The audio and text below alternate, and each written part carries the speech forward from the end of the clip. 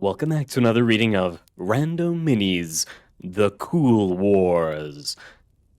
This time we'll be reading Eulogy for the Living. Eulogy for the Living. Note, this is part 22 of the 23-part series, The Cool War. Reading this part first is a very bad idea and will spoil a lot of the story. Now, back to the story. Where's the champ? Ruth stirred, rubbing his eyes and yawning as he woke himself up. He was stretching his arms, but was stopped by the clanking metal restraints chaining him to the table. He looked up, staring into the terse face of Agent Green. Fuck!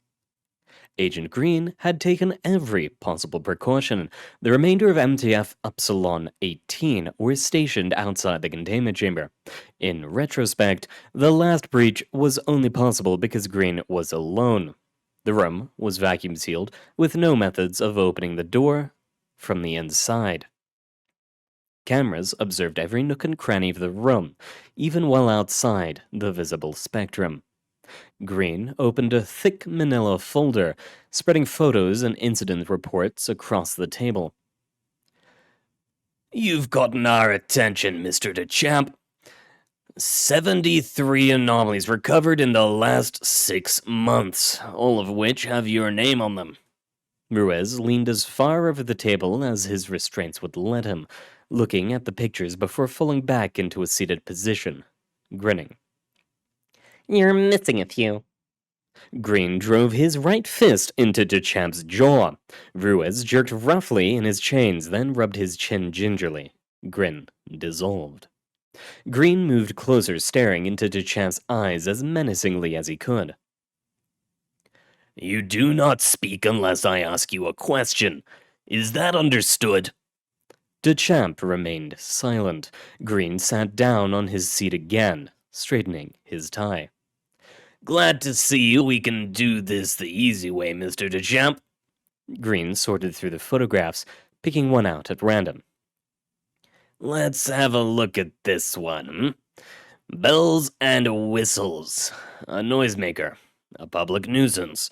You want to know what we did to this, Mr. DeChamp? No. We destroyed it. We put the thing in a trash compactor and squeezed until it went silent. Green slid 2 photographs across the table. One was an intricately fashioned golden quadruped shooting steam from vents along its back. The other was a shiny, cubical brick. Before and after, Mr. DeChamp, this is not art. It is not clever. It is not thought-provoking. It is not cool. It is simply annoying.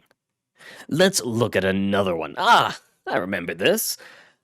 I know you're going to fuck this up, you assholes. Why can't you just learn to leave well enough alone? So on and so forth.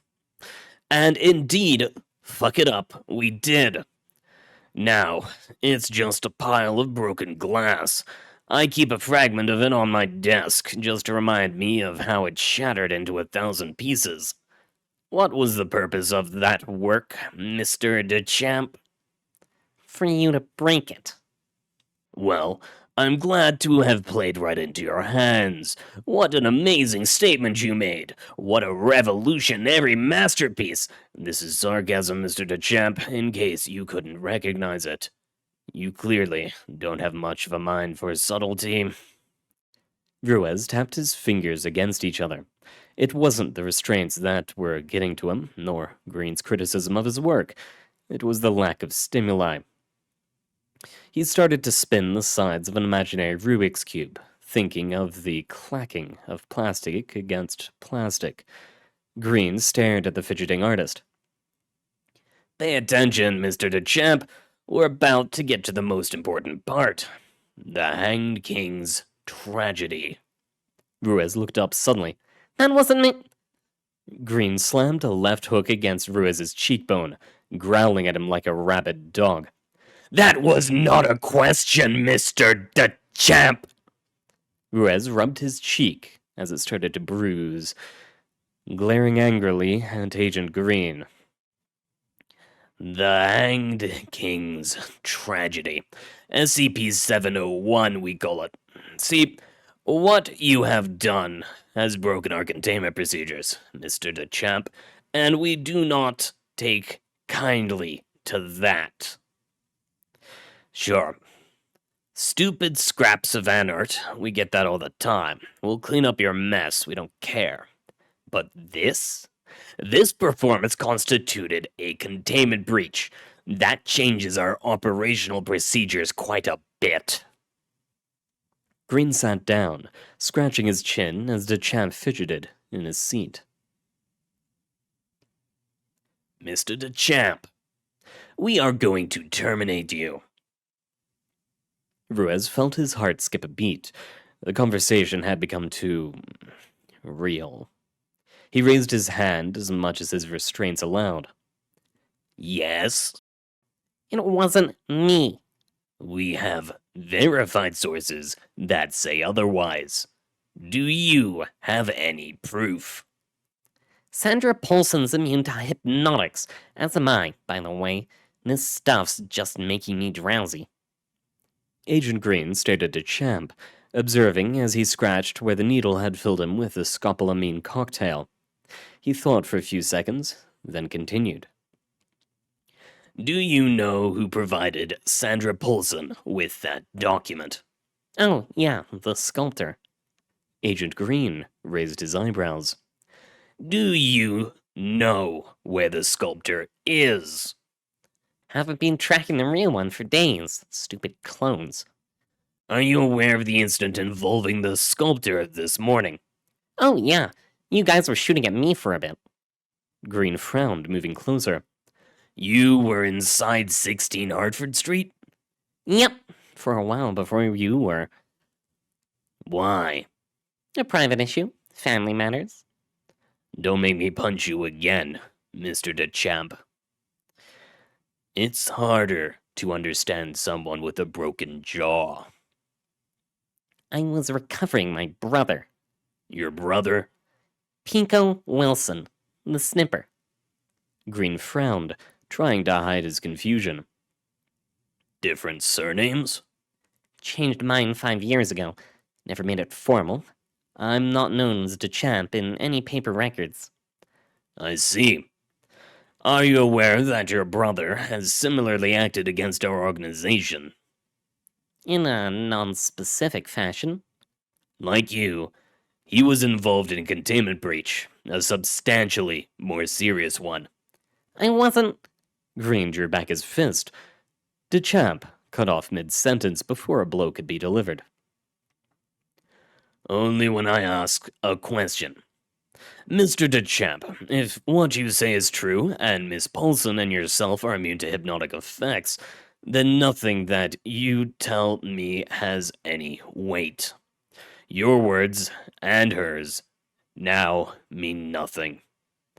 Her word against yours, and neither can be verified. That said, given your forthrightness in providing answers, I have no reason to doubt you. Green moved to the door, pressing a button for the intercom.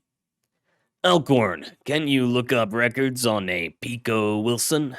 Look up Ruiz Wilson while you're at it. Understood. Green turned around, then sat back down at the table.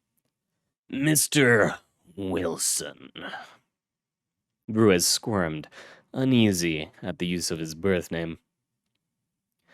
I have no proof of your relation to the SCP-701 breach. You have no proof against it. I would tend to err on the side of leniency, but given your track record, I'm not feeling particularly generous.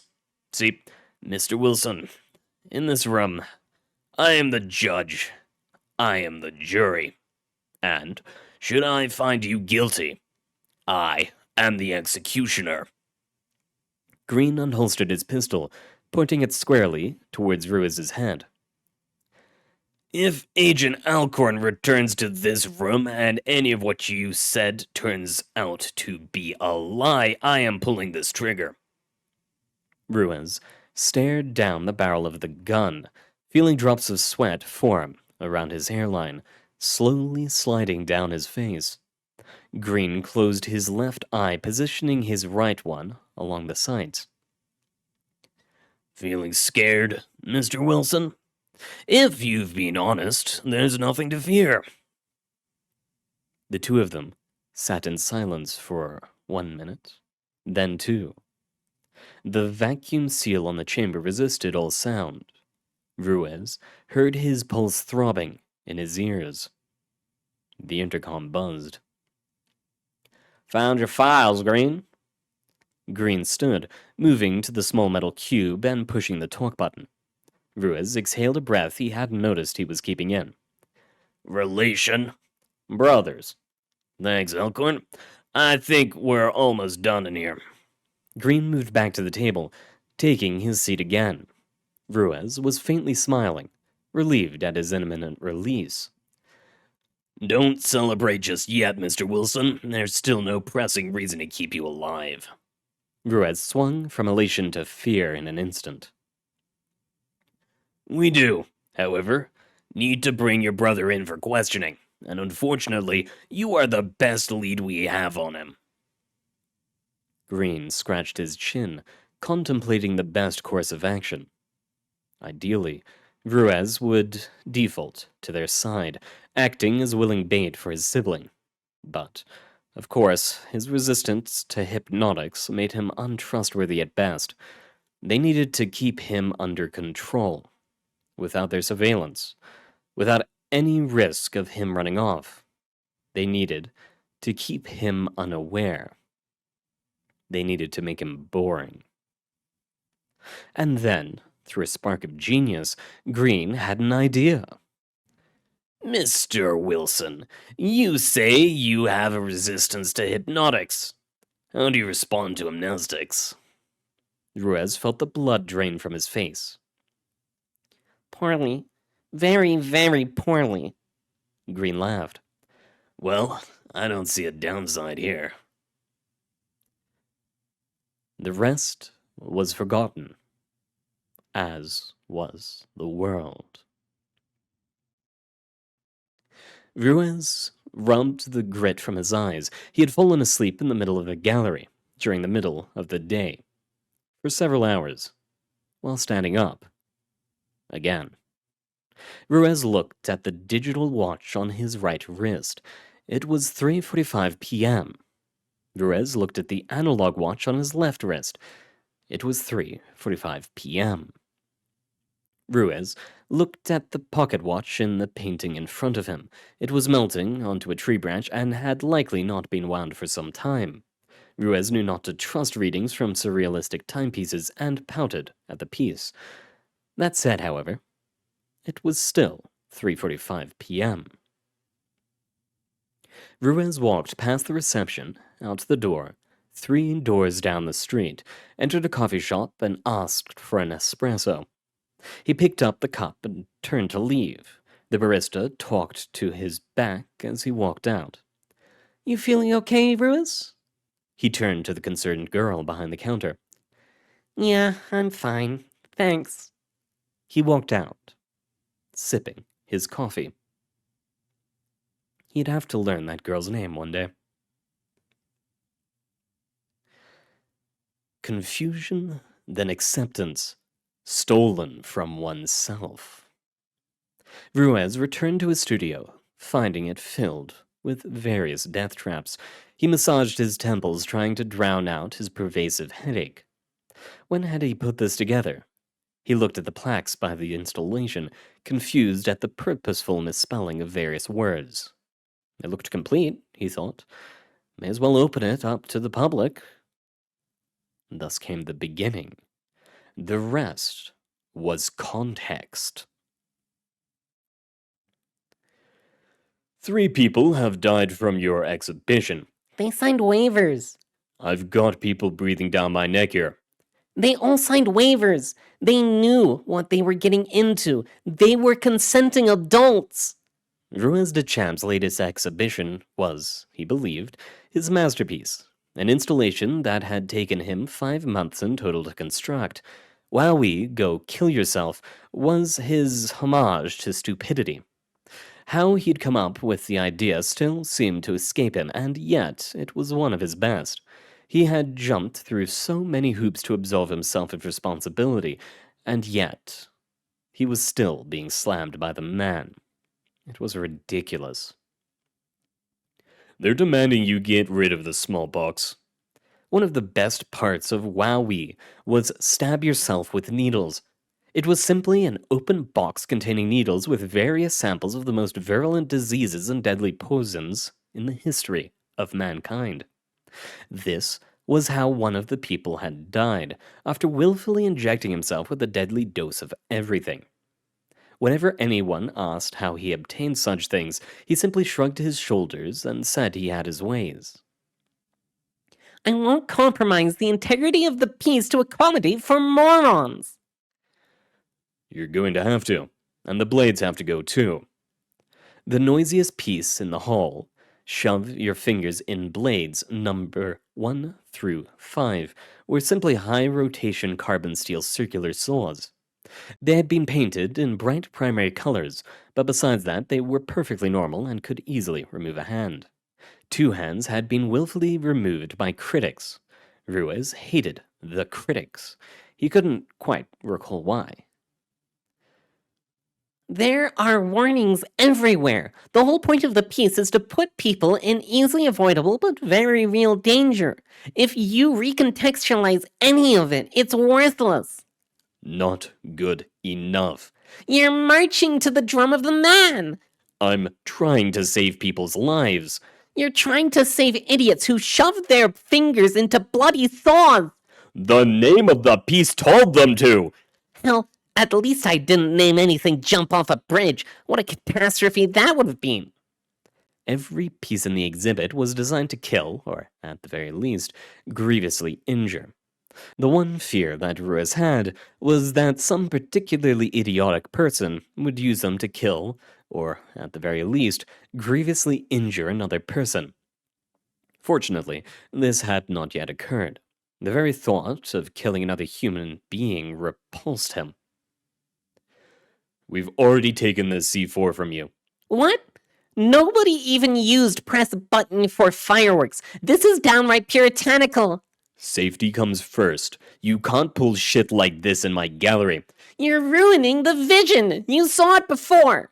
The work's been recontextualized. The police weren't breathing down my fucking neck. You need to make everything safe or you need to get it out of here.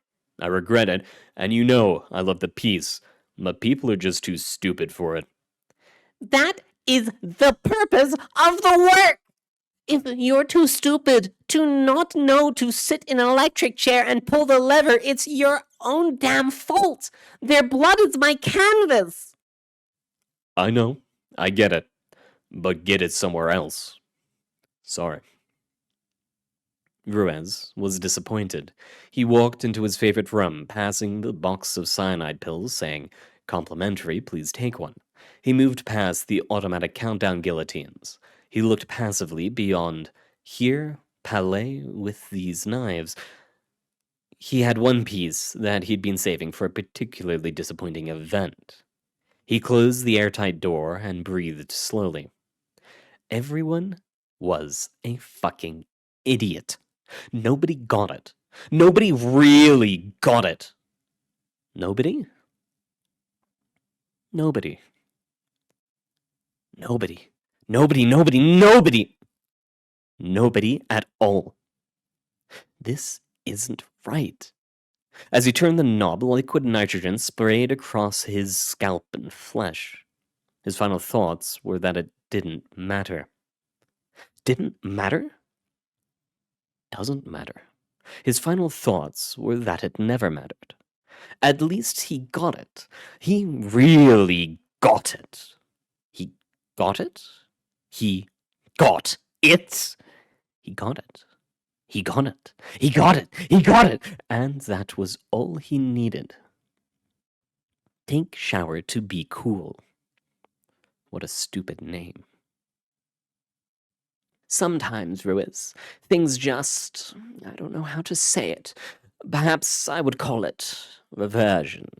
Sometimes things revert, have you noticed? It's as though we are living on the edge of a coin, a knife even.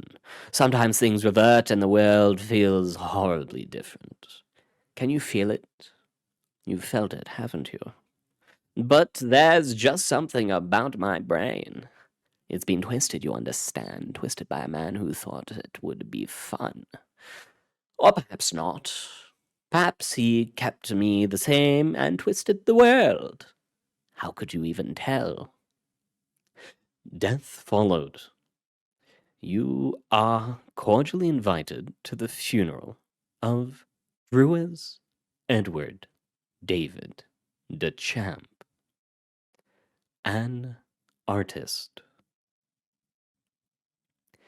The 6 of 1 is peace and joy. The 6 of 2nd, censorship. The 6 of 3rd is start revealed. The bird's fresh wings have thus been snipped. And there we have it. The end of part 22. Or, perhaps, the end of part 1. But that's all the time we have for today, dear researchers. Thank you very much for coming. It has been an honor reading for you, and I hope to see you next week with the final part of The Cool War. But good luck out there. Thank you for coming. And again, I hope to see you next time.